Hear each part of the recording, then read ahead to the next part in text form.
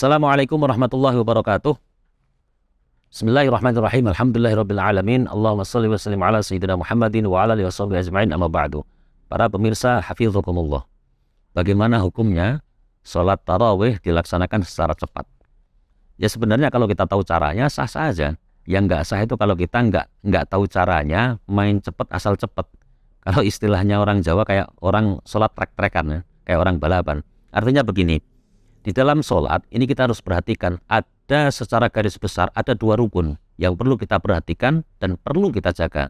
Yang pertama adalah rukun qauli. Rukun qauli adalah rukun yang kerjakan oleh lisan kita.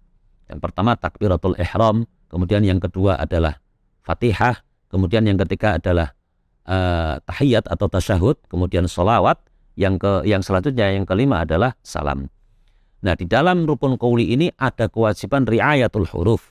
Harus menjaga akurasi pengucapan huruf-huruf tersebut agar tidak menjadi huruf lain yang kemudian nanti bisa menyebabkan berubahnya makna. Begitu juga rukun fi'li.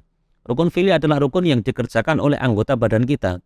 Misalkan orang rukuk ya harus sempurna rukuk. Orang i'tidal bangun dari rukuk harus sempurna i'tidal. Jangan sampai misalkan kemudian orang baru bangun dari rukuk, baru merkungkung istilahnya, baru membungkuk, belum sampai sempurna berdiri tegak begini, dia sudah melaksanakan sujud. Maka dia akan kehilangan satu rukun, yaitu rukun i'tidal, yang mana bisa menyebabkan batalnya sholat tersebut. Kembali ke rukun qauli. Yang ini kita terapkan atau kita gunakan di dalam sholat tarawih secara cepat misalkan. Toh di dalam ilmu qiraah juga ada.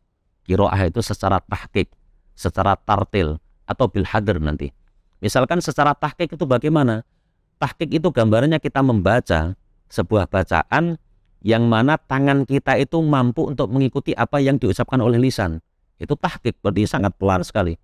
Nah, kesemuanya ini sah untuk membaca Al-Quran. Yang penting satu, tidak sampai merubah satu susunan huruf di dalam kalimah Al-Quran yang sampai merubah makna. Contoh bil hadrnya seperti ini. Teknik ini, misalkan kalau kita melaksanakan tarawih secara cepat.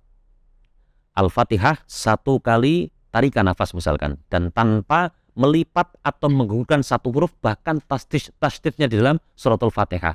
Yang ini juga sah nanti untuk kita melaksanakan sholat dan sudah cukup. Contoh seperti ini kira-kira.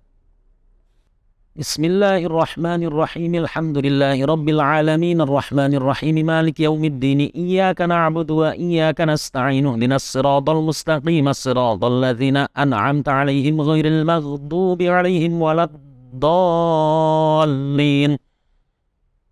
Tercapai semua hurufnya, bisa akurat tanpa ada yang terlipat. Jadi sebenarnya tidak masalah ukuran cepat dan tidaknya, yang penting tahu caranya. Begitu juga nanti pada saat melaksanakan rukun fi'li. Maka sebenarnya dengan kita tahu cara-cara seperti ini, bisa menjaga per hurufnya, mana yang harus diwasolkan disambung kita baca secara wasol, per hurufnya jelas, rukun qaulinya kita benar-benar setiap rukun itu kita sempurnakan, masa ini kemudian menjadi cepat, umpamanya 20 rakaat bisa selesai dengan 15 menit, ya sah-sah saja. Sah-sah saja.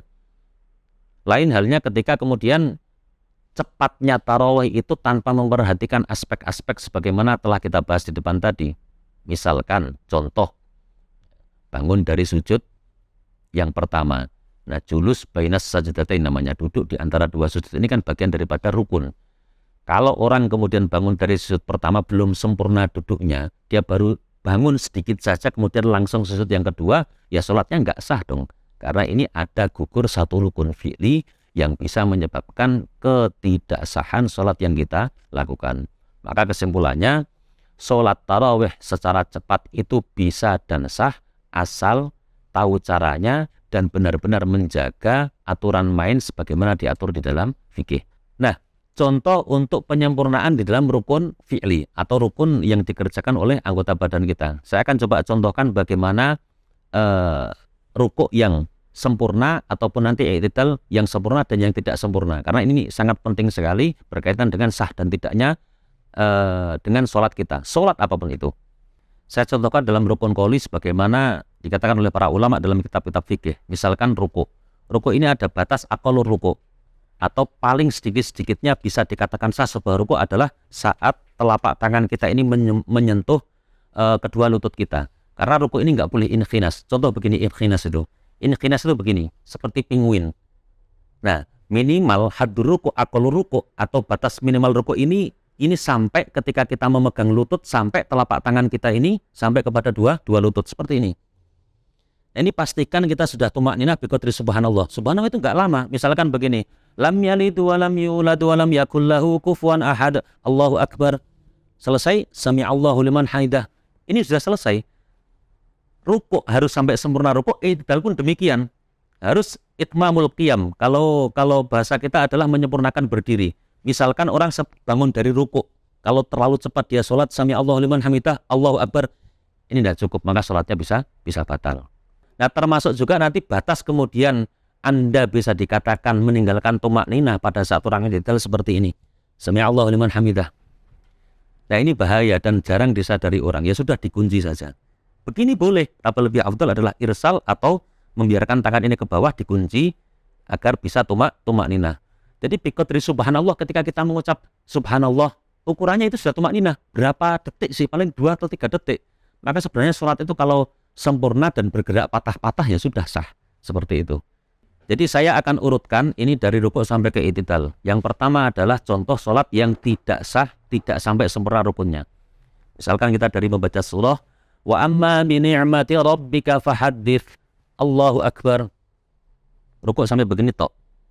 Tanpa udzur, kecuali ada udzur. Tengah posisi hamil memang atau sakit boyoen atau sakit pinggang yang menyebabkan tidak bisa sempurna rukuk, nggak ada masalah. Terus sami'allahu liman hamidah, Rabbana walakal hamd, Allahu akbar.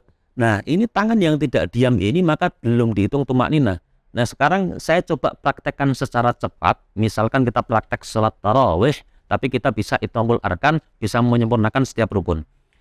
Wa amma bi ni'mati rabbika fahaddits. Allahu akbar. Sami'allahu liman hamidah. Allahu akbar sujud.